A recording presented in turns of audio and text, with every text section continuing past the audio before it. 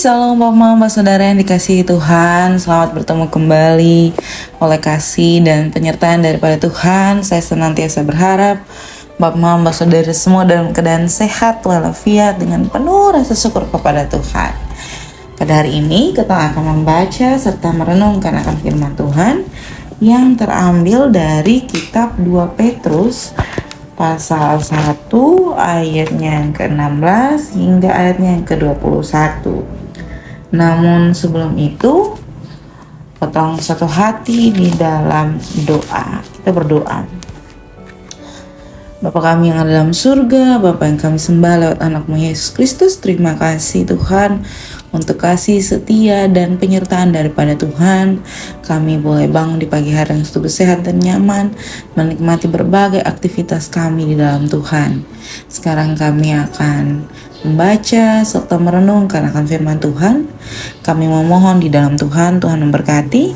Biarlah firman yang kami baca, yang kami renungkan, semuanya itu boleh mendatangkan kekuatan bagi kehidupan kami, serta kami dapat melakukannya untuk menjadi berkat dimanapun kami berada. Mengampuni salah dan dosa kami Tuhan. Di dalam anakmu Yesus Kristus kami telah datang dan berdoa. Amin. Bapak Saudara yang dikasihi Tuhan, pembacaan kita terambil dari kitab surat Petrus yang kedua, pasal 1 ayat 16 hingga ayatnya yang ke-21, di bawah perikop nubuat tentang kemuliaan Kristus telah digenapi. Sebab kami tidak mengakui dongeng-dongeng isapan jempol manusia ketika kami memberitahukan kepadamu kuasa dan kedatangan Tuhan kita, Yesus Kristus sebagai Raja. Tetapi kami adalah saksi mata dari kebesarannya. Kami menyaksikan bagaimana ia menerima kehormatan dan kemuliaan dari Allah Bapa ketika datang kepadanya suara dari yang maha mulia menyatakan, "Inilah anak yang kukasihi, kepadanya lah aku berkenan." Suara itu kami dengar datang dari sorga ketika kami bersama-sama dengan dia di atas gunung yang kudus. Dengan demikian kami makin diteguhkan oleh firman yang telah disampaikan oleh para nabi. Alangkah baiknya kalau kamu memperhatikannya sama seperti memperhatikan pelita yang bercahaya di tempat yang gelap seperti fajar yang menyingsing dan bintang timur terbit bersinar di dalam hatimu. Yang terutama harus kamu ketahui ialah bahwa nubuat-nubuat dalam kitab suci tidak boleh ditafsirkan menurut kehendaknya sendiri, sebab tidak pernah nubuat dihasilkan oleh kehendak manusia, tetapi oleh dorongan Roh Kudus orang-orang berbicara atas nama Allah. Demikian jauh akan firman Tuhan. Yang dikatakan berbahagia adalah setiap kita yang tidak hanya membaca, mendengar, tetapi bersungguh-sungguh untuk melakukan dalam kehidupan kita hari lepas hari. Shalom Bapak Saudara semua, selamat bertemu kembali. Hari ini kita membahas tentang pelayanan Rasul Petrus. Bapak Saudara yang dikasihi Tuhan, ini kayaknya entah saya ingat atau tidak, tapi ini kayaknya pertama kali ketong membahas tentang Rasul Petrus. Menarik sekali ketika membahas ini, ketong langsung membahas kitab 2 Petrus dan melihat bagaimana Petrus mencoba meyakinkan jemaatnya untuk tetap percaya, tetap beriman kepada Yesus Kristus, dan tetap mempercayai para nabi-nabi sambil memperhatikan apa yang menjadi kepentingan Yesus Kristus, bukan menjadi kepentingan kita. Atau dengan kata lain, Rasul Petrus menginginkan kita, jemaatnya, untuk tidak menafsirkan firman Tuhan seperti apa yang kita inginkan. Bapak Saudara yang dikasihi Tuhan, Rasul Petrus membuka pembacaan ini dengan mengingatkan bahwa ada berbagai nabi-nabi palsu yang menceritakan firman Allah seperti menceritakan dongeng. Nah, dongeng-dongeng isapan jempol. Jadi dongeng-dongeng belaka yang mengatasnamakan Tuhan, tapi sebenarnya untuk memenuhi kebutuhan atau keinginan pribadi mereka yang mengambil peran Tuhan. Lalu, Bapak Mama Saudara yang dikasihi Tuhan, setelah Rasul Petrus menjelaskan itu, Rasul Petrus juga menegaskan bahwa apa yang dia sampaikan, dia menegaskan kembali dari kitab perjanjian lama bahwa apa yang telah disampaikan di kitab perjanjian lama oleh para nabi adalah benar karena dia telah menyaksikan itu sendiri. Jadi ini satu penegasan di mana Rasul Petrus mau memberitahukan kepada kita bahwa segala sesuatu yang ada di firman Tuhan itu benar-benar nyata, benar-benar tersampaikan, benar-benar firman daripada Allah. Itu sebabnya kita harus mengundang Roh Kudus, itu sebabnya kita perlu memandang kepada Tuhan sebelum menafsirkannya. Nah, dari ayat 16 hingga ayat 18, Mama Saudara yang dikasihi Tuhan, ini merupakan satu teguran nyata ya bagi guru-guru palsu atau nabi-nabi palsu yang ada pada masa itu. Jadi satu teguran nyata bahwa kita tidak boleh percaya mereka, kita tidak boleh ada dalam lingkaran mereka, bahkan kita tidak boleh menafsirkan sesuai keinginan kita. Lalu kita diajak untuk melanjutkan pembacaan ini dari ayat 19 hingga ayatnya yang ke-21. Di sini semakin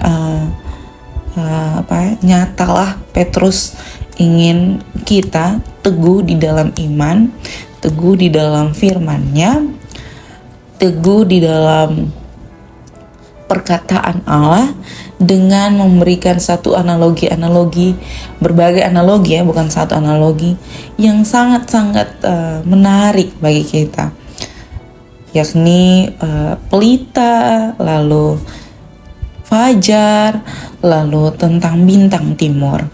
Ini semua tentang bagaimana terang yang digambarkan untuk menyinari seluruh tempat yang gelap, seluruh kondisi dan keadaan yang gelap, termaksud di dalam diri pribadi kita. Jadi kita benar-benar dituntun oleh Rasul Petrus untuk benar-benar mau diterangi oleh firman Tuhan, mau melihat benar-benar Tuhan hadir di dalam firman-Nya dan menghadirkan Tuhan di dalam firman-Nya. Jadi bukan sekedar kita membaca, merenungkan, belaka untuk mengisi segala sesuatu yang menjadi kewajiban kita sebagai umat Kristen atau sebagai seorang yang membawa firman, tetapi benar-benar mengundang Tuhan untuk mewujud nyatakan apa yang kita sampaikan itu untuk kemuliaan dan kebesaran nama Tuhan. Jadi Bapak Mama Saudara yang dikasihi Tuhan, ingatlah bahwa kita boleh melakukan itu.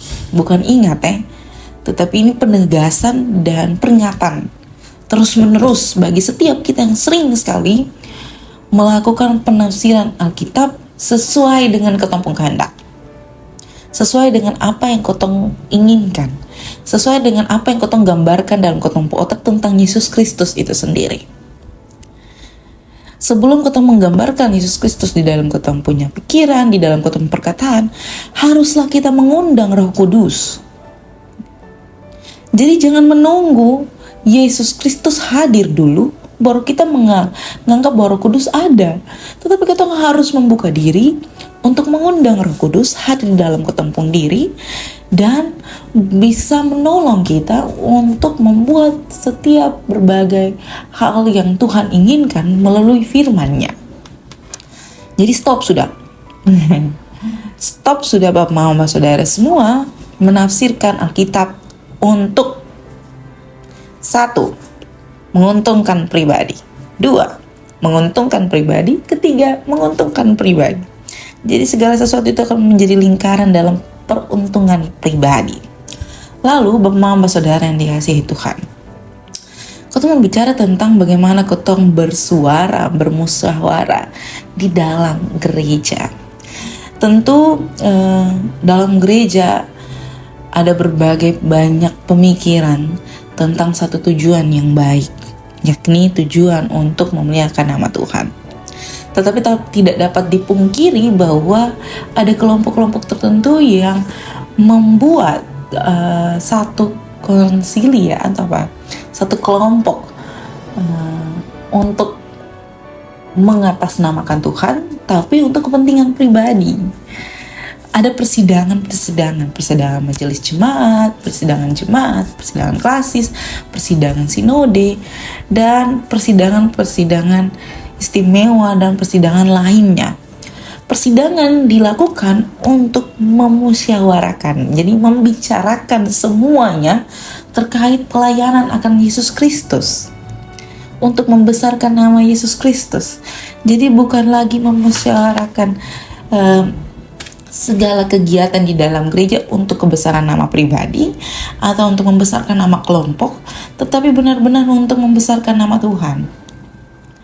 Jadi kita betul-betul melihat nilai urgen, nilai efisien untuk menuju pada pelayanan Yesus Kristus. Semua orang berbicara tentang Tuhan, semua orang mau melayani Tuhan. Tetapi jangan sampai kita melihat semuanya itu menjadi satu tanpa memperhatikan ada hal-hal yang terselubung di dalam kita punya tujuan untuk mencapai titik itu. Saya berharap Bapak Mama Saudara semua, kita di dalam jemaat, kita di dalam masyarakat, kita di dalam bangsa Indonesia yang sementara dalam kondisi yang sangat kritis ini, saya berharap kita semua betul-betul memandang kepada Tuhan, terus-terus berdoa, terus-terus mau mengundang Tuhan untuk mengambil segala keputusan, untuk membicarakan firman Tuhan dengan bersungguh-sungguh di dalam Tuhan, untuk hormat dan kemuliaan Tuhan. Untuk negara dan bangsa ini, saya berharap Bapak Mama semua melakukannya benar-benar seturut dengan apa yang diajarkan Tuhan kita dalam setiap proses keagamaan kita masing-masing. Mari kita sama-sama senantiasa mendoakan bangsa Indonesia, bangsa yang kita cintai di dalam Tuhan kita Yesus Kristus, dengan menjadi berkat dimanapun Bapak Mama Saudara berada. Amin untuk firman Tuhan. Mari kita semua satu hati dalam doa. Tetapi saya berharap kita semua saling mendukung bangsa Indonesia yang dalam kondisi kritis dan sangat-sangat memprihatinkan dalam lingkup pemerintahan, dalam lingkup masyarakat. Kami semua mari mendoakan. Mari kita satu hati di dalam doa. Bapa di dalam surga, Bapa yang kami sembah lewat anak-Mu Yesus Kristus, terima kasih Tuhan untuk kasih setia dan penyertaan daripada Tuhan. Kami bersyukur karena Tuhan senantiasa baik dalam kehidupan kami. Kami senantiasa diberikan kesempatan untuk membaca serta merenungkan akan firman Tuhan. Kiranya apa yang kami baca, apa yang kami renungkan, semuanya itu boleh mendatangkan berkat bagi kehidupan kami. Semuanya itu boleh mendatangkan kekuatan bagi kami untuk dapat melaksanakannya dalam setiap kehidupan kami untuk hormat dan kemuliaan bagi nama Tuhan. Bapa dalam surga, pada saat ini kami mendoakan seluruh tugas tanggung jawab pemerintah dalam lingkup yang besar, dari kepresidenan sampai kepada DPR, sampai kepada ketua-ketua RT, sampai kepada kita masyarakat. Tuhan memberkati kami semua. Tuhan memberikan kami hikmat kebijaksanaan. Tuhan memberikan kami hati yang mau melayani dengan sungguh tanpa melibatkan keinginan pribadi kami, tanpa melibatkan perasaan pribadi kami, dan mengutamakan bagaimana Tuhan mempercayakan masyarakat bagi kehidupan kami dan mempercayakan tanggung jawab ini untuk dilaksanakan. Bapa dalam surga, kami memohon Tuhan, Indonesia dalam kondisi yang sangat memprihatinkan. Kami memohon Tuhan memberkati setiap kami yang memberi diri. Ada berbagai demo yang terjadi. Kami memohon Tuhan menguatkan setiap teman-teman kami yang bersuara sampai kepada titiknya di gedung DPR untuk kebaikan dan kesejahteraan masyarakat Indonesia.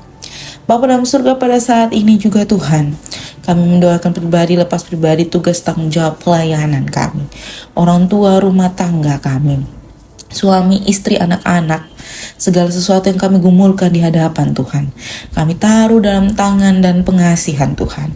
Kami yang mengalami sakit, kami yang mengalami duka cita, kami yang mengalami sukacita, di dalam Tuhan kami memohon Tuhan senantiasa memberkati. Segala sesuatu yang tidak dapat kami sebutkan satu persatu, kami memohon di dalam Tuhan. Tuhan menjawab seturut dengan kehendak Tuhan. Mengampuni salah dan dosa kami Tuhan. Di dalam anak-Mu Yesus Kristus kami telah datang dan berdoa. Amin. Salam Bapak Mama semua. Saya senantiasa mengingatkan untuk terus mendoakan bangsa Indonesia menuju bangsa yang lebih baik lagi di hadapan Tuhan dan untuk mensejahterakan masyarakat. Salam, sampai jumpa kembali.